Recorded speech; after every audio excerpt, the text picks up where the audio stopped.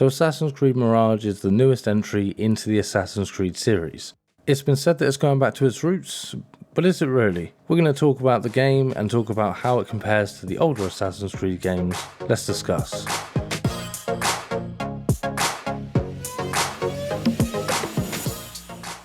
So getting straight into it, we're going to talk about the movement system and how that works in the game. The movement system feels as though it's similar to the original Assassin's Creed games, but it's not exactly the same. There is a disconnect between the two. It doesn't feel exactly identical to the original ones, and it comes across to me as a mixture of the newer Assassin's Creed games and the older ones. It still has very smooth movement when it comes to parkour and free running through the areas, and it still has the bugs and glitches that you would expect from an Assassin's Creed game, giving you the ability to run through an area nice and smoothly, then get stuck on a box and jump up on it 3 or 4 times before you eventually get to the top, or the game realizes that you're trying to scale the wall next to it. It feels exactly as an Assassin's Creed game should. Buggy and glitchy, but still fun if you can get past those bugs and glitches.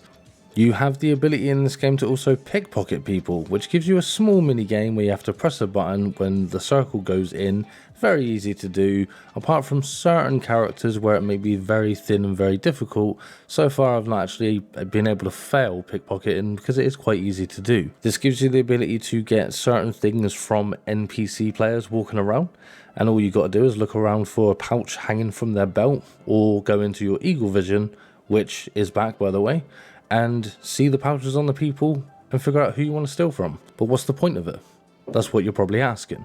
Well, you can get money, obviously, as you would expect, but you can also get these tiny tokens and medallions, things that can be used to lower market prices at certain traders, or be given to NPCs, like groups of NPCs that can create distractions or do things to help you to complete a mission. I don't personally use these myself and haven't really used them so far, but it's still there just in case you want it, adding a new element to the gameplay. Obviously there are collectibles all over the place, as you would expect. It's not too over the top like previous games, but there's just enough there to get you to explore an area and find things that you wouldn't normally find. Eagle points are still in the game, of course, where you scale up towers in order to synchronize the area to unlock places on the map. But the eagle points are not just a simple climb to the top anymore. They've kind of added a little bit more to it, which can be fun, but also annoying, but you do have to go around finding the handholds in order to climb to the top of the tower, which, like I say, it can be a fun thing to do, but at the same time, it can be a bit frustrating when you just want to synchronize the area and get on with it. The stealth is a big focus in this game, though it doesn't work as well as it should compared to the original games. It feels as though they're trying to go between this mixture between the newer games and the older games. You have the ability to press a button to crouch in order to go into your stealth mode sort of thing. You can blend in with crowds of people if there's a large crowd around. You can sit on benches as you would expect, and you can jump in hay bales or go into long grass to hide. Though in this game there is one slight difference which the other ones didn't really have, and that's the ability to climb up on top of a wall and actually be seen by guards that are below you. In a lot of the older games, when you're up on a wall above an enemy, they just generally didn't see you a lot of the time, but now they do, so you do have to keep that in mind when you're sneaking around. The assassinations are pretty good and smooth, however, there is a little bit of an issue sometimes where the animations seem to not sync up correctly, and you will assassinate the floor and the person will die, which is kind of a weird thing that happens sometimes. It's happened to me quite a few times so far, especially when jumping from a higher point and jumping down to assassinate any of your enemies. A lot of the times I find that I do the assassination, I stab the floor, they die, looks weird, but there you go, it's done. Occasionally this will happen if you do a running assassination towards an enemy that's near a box.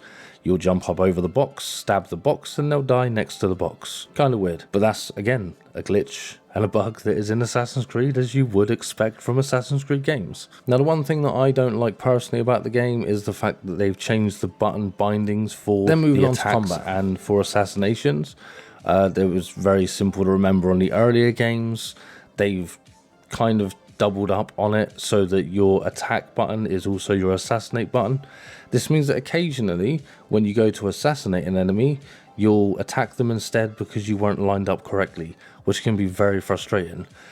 But the combat, when it comes to the combat, is quite interesting, and it is going back towards the basics a little bit more than the newer games, but they kind of mixed it again. So you have the ability to lock onto your opponent. You have the ability to do light and strong attacks by pressing one button. You hold it to do strong attacks, heavy attacks, and you press it to do light attacks.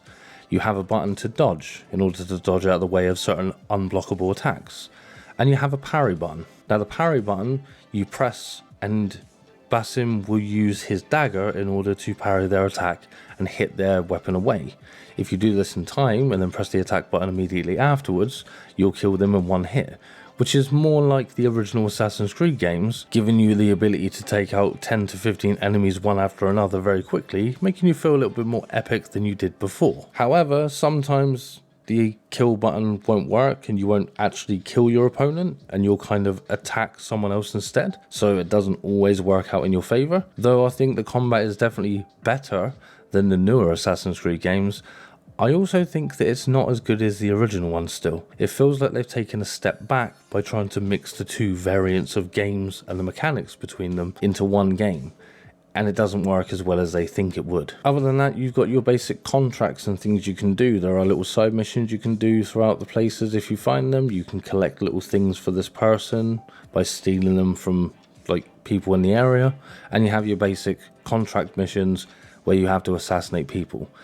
It does give you the ability to have more than one way to complete the mission, though it does also kind of point out exactly how you should do that, which is a little bit too much hand-holding for me.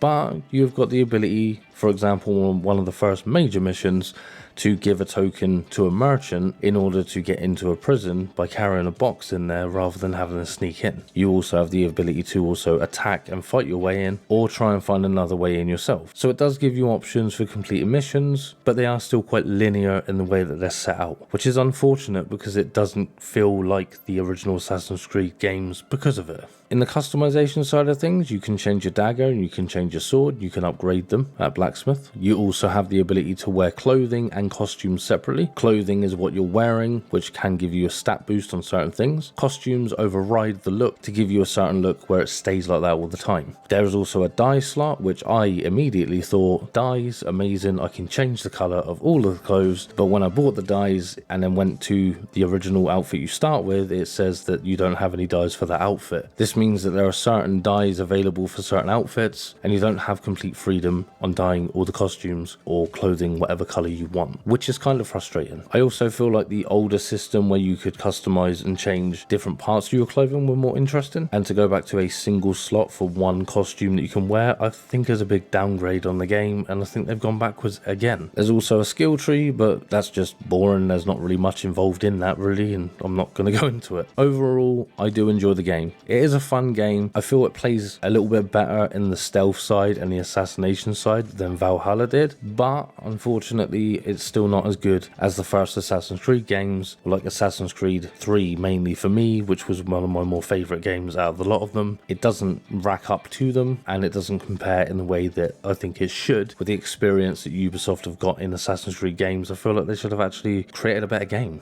at the end of the day. It kind of feels rushed, but give me your opinion and what you think on it. Get down in the comments. Give me your opinion. Tell me what you think of the game. Tell me if you've played it. Obviously, hit the like button, hit the subscribe button, and the notification bell as well, so you can keep up to date with what I'm releasing. Thank you for watching my video. I've been Green Lycan, and I'll see you in the next one.